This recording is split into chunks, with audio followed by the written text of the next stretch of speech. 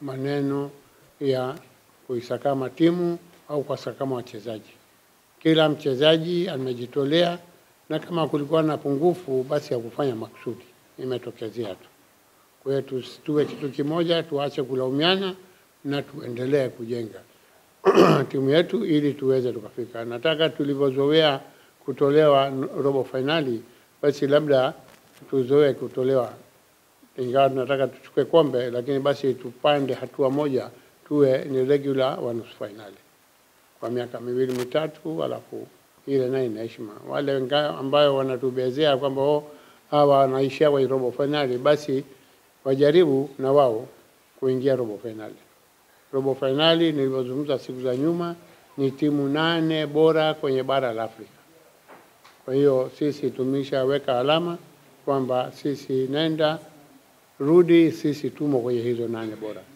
Kwa hiyo ni kitu kikubwa sana viongozi wamefanya kwa kusajili wachezaji wazuri na kuweza kuhamasisha timu na kumpata kocha mzuri, ndio maana tunabakia kwenye hiyo level.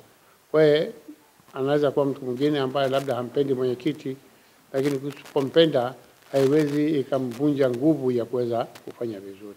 Na kila anapofanya vizuri, basi yule ambaye anabifu labda na kiongozi mwingine, basi anaumia zaidi. Acha kuumia na kupoteza nguvu zako, njoo ungana ili tusherekee kwa pamoja. Nawatakia Simba kila laheri na naombea viongozi tupate mafanikio kwa pamoja. Asante. Asante sana Azim Deuji.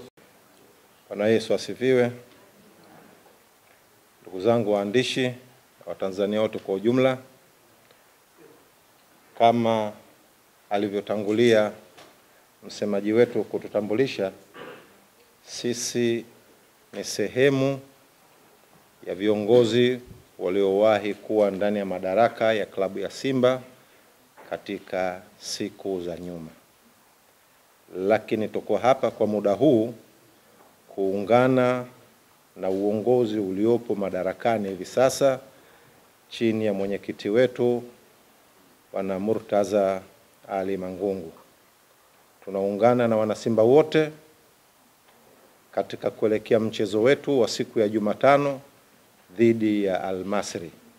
Mchezo huu ndio roho, ndio kiini, ndio sababu, ndio nafasi pekee tuliyokuwa nayo ya kuweza kushinda kwa kufuzu na kuelekea katika nusu finali.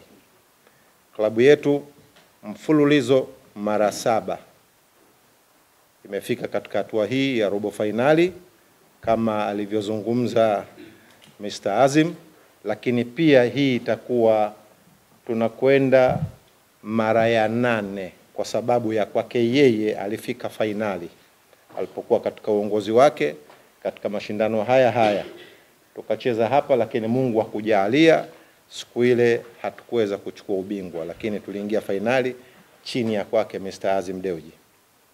Kwa hivyo sisi tuko hapa kwa ajili ya kuhamasisha na kusema kwamba Simba ni moja na Watanzania wote ni wamoja. Wale ambao hawaitakii mema klabu ya Simba, tunawaomba siku hiyo wakae kwa kutulia kimya, wasijaribu kuleta vurugu, kuungana na watu wa aina yoyote ili kutaka kututoa nje ya mchezo. Hatutakubali na hatuko tayari kuona jambo hilo. Zipo chokochoko nyingi sana ambazo zimekuwa zikiletwa na baadhi ya watu ambao si Simba, wamekuwa wakishiriki na wakiwepo katika makundi ya kuungana na watu ambao ni opponents wa kwetu, lakini wao wanajifanya wakati mwingine wanavaa jezi za Simba, na wako wengine ambao wanakuja na jezi zao hizo ili kutaka kuchagiza na kuifanya nchi ionekane kwamba mashabiki zao si watu wenye utaratibu. Simba sisi sio watu wa aina hiyo. Ni waombe mashabiki wetu wote katika siku hiyo wasikubali kuwa wepesi wa kurejeshea vurugu za aina yoyote, kwani hatuko tayari kuona hilo. Sisi Simba tunaamini kwa uwezo wetu na utamaduni wetu na nidhamu tuliyokuwa nayo, tutavuka na tutakwenda katika hatua nyingine ya nusu fainali, ili tuiache hatua hii ya robo fainali kwa pamoja na nguvu zetu sisi sote kwa pamoja. Kama ulivyoona wazee wangu wako nyuma hapa, tuko nao pamoja. Maana yake Simba ni kitu kimoja, hakuna tofauti yoyote, hakuna migongano ya aina yoyote. Sisi kauli yetu moja tu, kuvuka hatua hii ya robo fainali na kwenda katika hatua ya nusu fainali. Simba tunaweza, tena tunaweza sana. Mengi yamekwisha kusemwa na mzee Azim, kwa hivyo mimi nisigusie tena maeneo hayo, niwaachie na wenzangu wengine ili waje kuzungumza. Lakini Simba tunaweza kuvuka kama tutakuwa tuko tayari, na sisi tunasema kwamba tuko tayari. Simba nguvu moja, Simba tunavuka hatua ya nusu fainali.